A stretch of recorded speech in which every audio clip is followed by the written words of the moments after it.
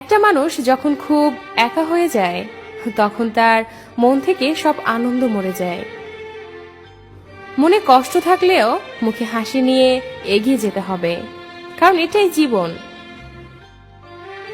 এখনকার ভালোবাসা ভালোবাসা নয়, তাতে মিশে থাকে কিছু মিথ্যে অভিনয়।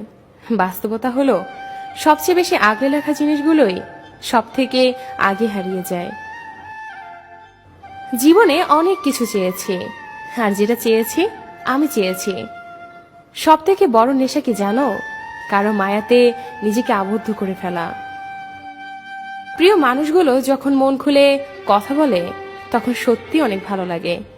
বাস্তবতা হলো প্রয়োজন ছাড়া এখন কেউ কারোর সাথে কথা বলতে চায় না।